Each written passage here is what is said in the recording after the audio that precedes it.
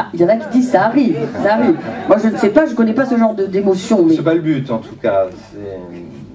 Si vous voulez, je m'intéresse, c'est vrai, plutôt à la crainte, à l'angoisse, à des expériences intérieures.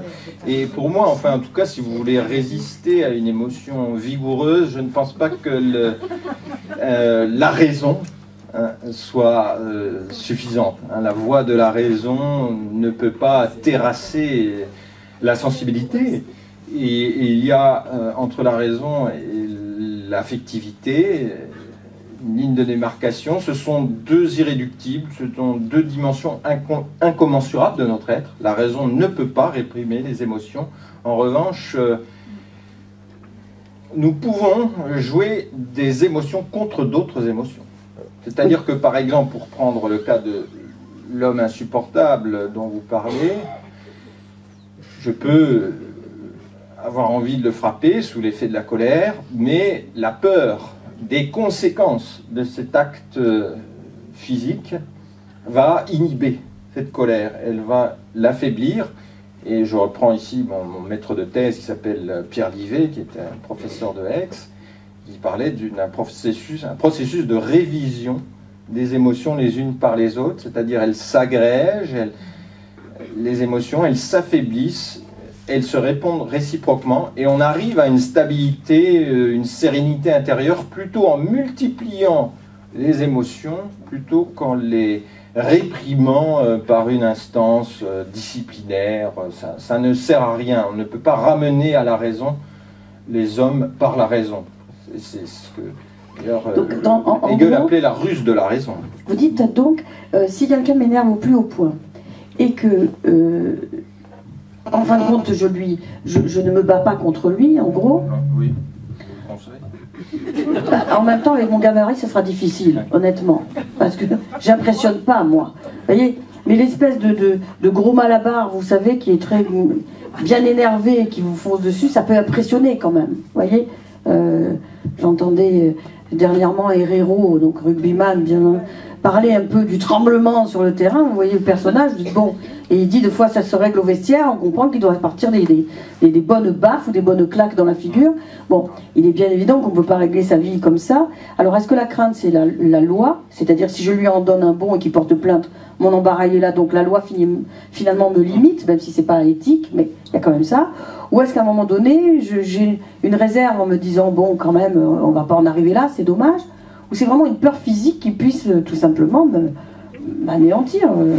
Mais en même temps, moi je ne suis pas Nietzschéenne, vous êtes très sage, moi pas. Hein. Quand on prend une gifle, tendre l'autre joue, c'est un peu embarrassant aussi. Enfin, non La question elle est compliquée. Ça dépend si c'est un homme, une femme. On peut pas frapper une femme même si elle vous frappe, par exemple. Bon, je ne veux pas rentrer dans ce genre de détails. Non, une colère, moi je parlais à la rue, voilà, un combat. Voilà. Mais je voulais prolonger cette réflexion pour dire que dans mon livre, j'ai consacré plusieurs pages à la crainte. Je la distingue de la peur, et la peur qui est la perception d'un danger imminent qui peut avoir des effets de dérégulation des conduites, comme on le voit avec la peur des araignées, la peur des rats ou des souris. Mais la crainte, qui est une sorte de peur plus faible, de moins grande amplitude, va nous permettre de réviser des émotions. Elle nous rend vraiment beaucoup de service, la crainte, et il suffit de consulter le répertoire de nos erreurs. On fait le bilan, on se rend compte que souvent, on a commis des erreurs parce qu'on n'a pas eu la crainte. Mais malheureusement, on ne peut pas la déclencher comme ça en disant « tiens, je vais avoir une crainte ». Malheureusement, l'émotion, elle se subit, elle se rencontre, elle s'éprouve, mais elle ne se déclenche pas par un décret de notre libre arbitre. Et la crainte nous rend plus vigilants. Si quelqu'un, par exemple, glisse légèrement d'un escalier, on est à peu près sûr qu'il ne tombera pas parce que soudainement une émotion de crainte s'empare de son esprit, il va être extrêmement concentré jusqu'en bas des escaliers. Et ça, je voudrais d'ailleurs préciser que si la joie est plus agréable à éprouver par essence. Hein, les avantages de la joie sont directs. On mésestime, on sous-estime les potentialités bénéfiques de la crainte. En fait, ça nous préserve de ce monde. Oui, d'ailleurs, je cite l'exemple du jeune homme qui slalome entre les voitures en roue arrière sur son deux roues. Alors on a coutume de déplorer son manque de capacité intellectuelle, mais ce n'est pas ça qui lui fait défaut, car d'autres, non pas plus intelligents que lui, n'auront pas cette attitude de téméraire. Non, ce qui lui manque, ce n'est pas des capacités de réflexion, c'est l'appréhension. Il n'a pas peur. Et on voit bien que la peur de la mort, qui nous pose beaucoup de problèmes éthiques, la peur de la mort est consubstantielle à la vie, parce qu'on ne peut pas continuer à vivre si on n'a pas peur de la mort.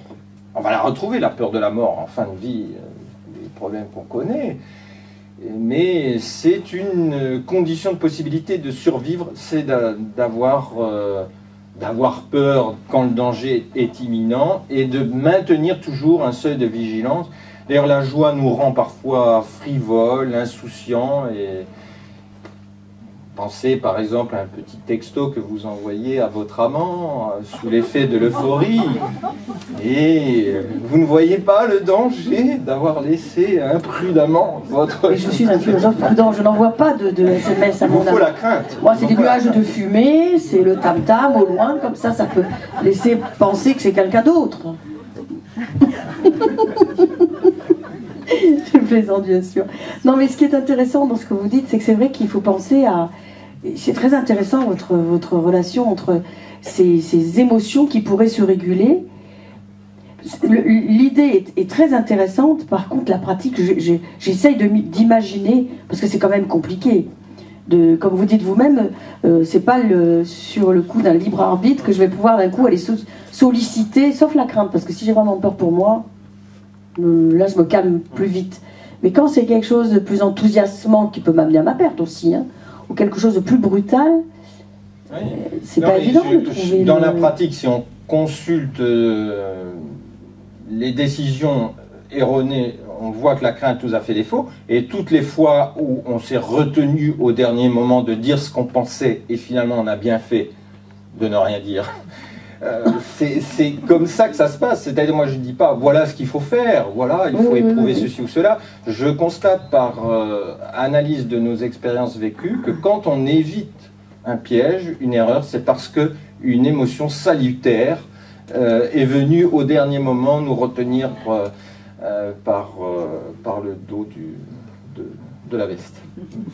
Alors parfois, je cherchais s'il y avait un dos à la cuillère, mais je me disais non, alors il va me trouver autre chose. Je cite le cas de ce que j'appelle des craintes troubles faites, c'est-à-dire nous avons aussi des craintes d'on ne sait quoi, qui n'ont pas de contenu vraiment précis, comme lorsque un marchand essaie de vous vendre un bien qui paraît répondre en tout point à vos attentes, et finalement vous ne savez pas pourquoi, mais il y a quelque chose qui va vous retenir et vous allez demander au négociateur, malgré son habileté rhétorique, de prendre le temps de la réflexion. Voilà. Mais ça ne veut pas dire que vous sachiez exactement pourquoi, c'est comme une sorte de mauvais pressentiment. Mais là encore, ce qui nous préserve de la fièvre consumériste, ce sera une crainte sourde, indéterminée, un peu imprécise. Alors, oui, mais il y a quand même quelque chose qui m'interpelle, parce que on est donc là dans l'idée de la crainte, cette, comment dire, qui peut être donc salvatrice, mais en même temps qui peut nous amener vers notre perte. Et vous disiez tout à l'heure que quelque part, ce qui est intéressant, c'est justement, s'il y avait quelque chose à dire, c'est de ne pas le dire. Donc on retiendra une leçon, c'est qu'éventuellement, c'est pas à chaud, au moment où on est emporté ou troublé ou affecté, il y a des tas d'exemples d'ailleurs dans la littérature, hein, qu'il faut répondre immédiatement, spontanément. Contrairement à ce que nous demande la vie, c'est-à-dire de répondre immédiatement, spontanément. Donc il faut avoir ce temps de, on va dire, de délai, ou au moins le débordement émotionnel. Hein, on avait comment Kant qui parlait de la, comment dire, du barrage là, avec l'eau qui passait par-dessus pour dire le trouble, qui rompt la digue même. Et donc on est dans le moment où effectivement il faut prendre un peu le temps de cette réflexion. Ouais. Mais malgré tout, mais encore une fois, je me fais l'avocat du diable parce que vous êtes tellement sage que je peux dire que des horreurs. Mais si je ne me retiens pas, vous dites, il ne faut pas le dire, mais des fois je me dis, j'aurais dû le dire, au moins après je serais apaisée. Vraiment, mais c'est égoïste ce que je dis, hein, il faut que je fasse le contrepoids. Ça vous arrive pas, vous êtes toujours, vous maîtrisez ça, ou à des moments où vous dites, ah non, il faut dire parce que quand même ça fait du bien de l'avoir dit. La colère, ça sert un peu à ça. Après on dit, mais non, je ne pensais pas, tu parles au moment où je l'ai dit, qu'est-ce que j'étais bien de le dire. Oui, bon, écoutez, ce n'est pas une coloration éthique que j'assignerais à ce type de colère. Oui, oui, vous avez raison. Oui. Mais je pense qu'on doit parfois savoir se mettre en colère. La colère, il ne faut pas y céder trop souvent. Oui. En fait, il ne faut pas être colérique. Il faut que ce soit de temps en temps. D'ailleurs, ça a du poids si c'est de temps en temps. Oui. Quelqu'un qui se met en colère tous les jours, on l'entend plus. L'agressif non plus, on l'écoute plus. Ça n'a plus de sens. Effectivement. Alors, vous en arrivez à un moment donné à nous parler, parce que souvent, tout à l'heure au début, vous avez parlé de l'angoisse. Alors, quel lien vous faites avec cette angoisse, qui est différente bien sûr de la crainte? C'est la même que chez Heidegger, là, qui nous fait passer une bonne nuit sympathique, ou sur le corps qui craque de tout bois?